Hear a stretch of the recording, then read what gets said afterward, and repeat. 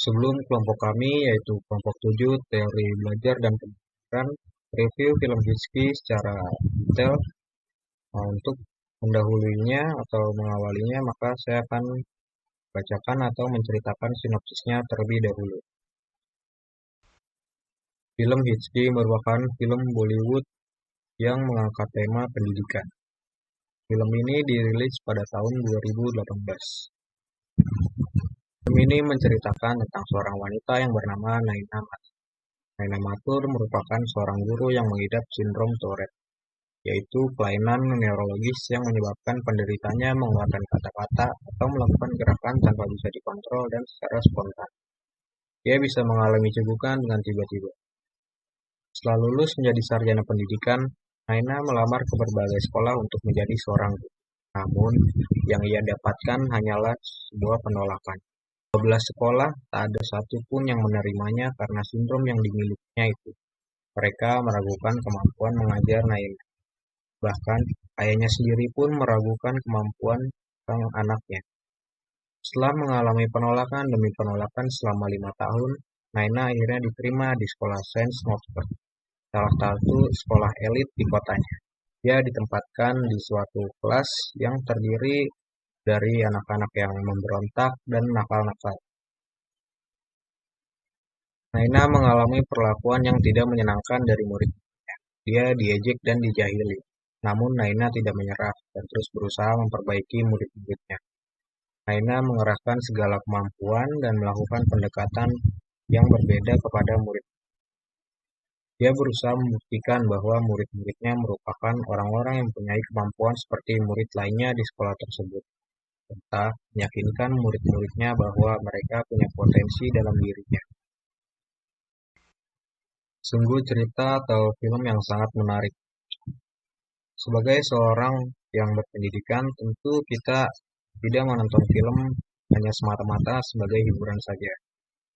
Nah, oleh karena itu, selanjutnya teman-teman saya akan menghubungkan film ini dengan teori belajar dan pembelajaran, serta mungkin juga ada nilai moral-moralnya yang akan diangkat dalam review pada kelompok ini. Baik, selanjutnya saya akan menjelaskan hubungan film Hitchcock dengan teori belajar dan pembelajaran. Seperti yang kita tahu, dalam film tersebut memiliki pemeran utama yang bernama Naina yang memiliki sindrom Tourette. Sebagai seorang guru yang memiliki kekurangan, hal ini tidak membuat Naina putus semangat untuk tetap membantu anak-anaknya terus belajar. Dalam film tersebut, Naina diberikan kesempatan untuk mengajar di kelas 9F, yang dimana kebanyakan dari siswa tersebut terdiri dari siswa yang nakal serta pemberontak. Bahkan, para guru di sana juga tidak kuat untuk mengajar kelas 9F tersebut.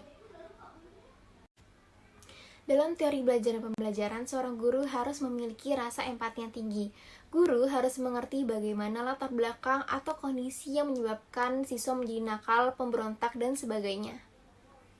Dalam film tersebut menunjukkan bahwa Naina mencoba mencari tahu serta akhirnya mengerti bahwa rata-rata anak kelas dari 9F memiliki latar belakang sosial ekonomi yang rendah.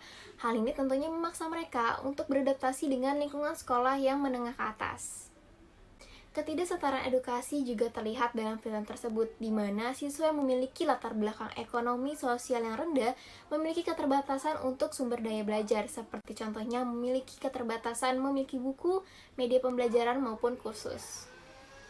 Selain itu, para orang tua juga menganggap bahwa pendidikan merupakan bukan sesuatu yang penting, sehingga jarang atau bahkan tidak sama sekali para orang tua terlibat dalam proses pendidikan anak. Dalam teori belajar dan pembelajaran, seorang guru harus dapat memberikan motivasi kepada muridnya. Guru yang baik akan membuat siswanya mengerti. Guru yang hebat akan menunjukkan kepada siswanya bagaimana ia menerapkan ilmunya. Sehingga di sini, guru harus membuat siswa untuk tertarik kepada materi, bukan memaksa siswa untuk mengerti materi. Dalam film tersebut, Naina selalu menerapkan konsep setiap pelajaran dalam kegiatan sehari-hari. Seperti contohnya, Naina mengajak siswa untuk bereksperimen dalam mata pelajaran IPA, mengenal konsep parabola dan gaya melalui sebuah telur yang dilemparkan, serta memaknai konsep kimia tentang penambahan kadar garam pada makanan, serta yang terakhir adalah bermain bola basket untuk memahami konsep fisika. Dalam teori belajar dan pembelajaran, film dapat meninjau ulang apa yang telah diajarkan terhadap muridnya. Segala sesuatu yang murid lakukan adalah cerminan dari seorang guru. Ketika yang diajarkan mereka benar, maka siswa tersebut menjadi benar. Jika yang diajarkan salah, maka mereka akan salah.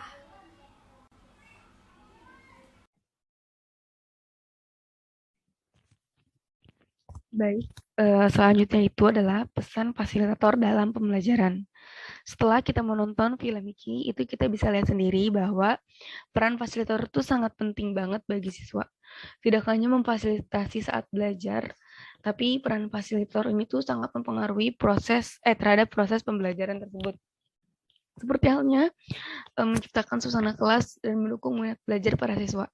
Kenapa menciptakan suasana kelas? Karena fasilitator yang baik itu bisa menciptakan suasana kelas yang baik, sehingga bisa mendukung minat para belajar siswa. Jadi fasilitator tuh menentukan nih mau gimana kelasnya, mau bagaimana suasana kelasnya, mau tegang kah, mau seru-seruan kah, mau asik kah, atau bagaimana situasi dan kondisinya.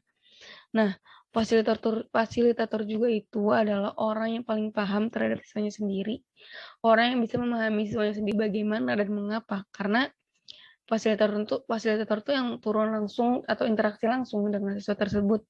Fasilitator tuh bisa menilai siswa itu bagaimana dalam belajar, bagaimana dalam bersikap, moral, dan lain halnya. Di dalam film Hiki ini kita bisa lihat bahwa pesan dari fasilitator itu adalah sekolah itu adalah tempat belajar bagi semua orang.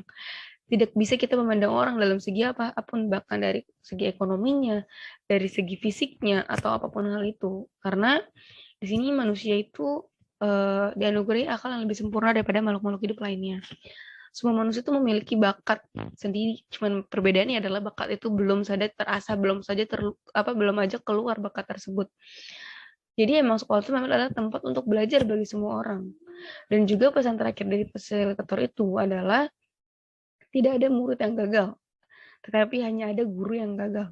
Karena semua murid itu datang ke sekolah untuk belajar. Jadi jika murid itu gagal dalam pembelajaran, berarti ada salah dalam guru tersebut dalam mendidiknya. Karena di balik kegagalan seorang murid itu pasti ada sebab akibatnya sendiri. Entah dalam segi aspek apapun. Entah murid itu tidak suka dengan cara pembelajaran fasilitatornya. Jadi sehingga murid tersebut gagal dalam pembelajaran, atau bahkan ada aspek-aspek eksternal atau internal di luar hal tersebut. Karena kita sebagai fasilitator pun tidak bisa memaksakan murid untuk melakukan suatu hal yang menurut kita baik.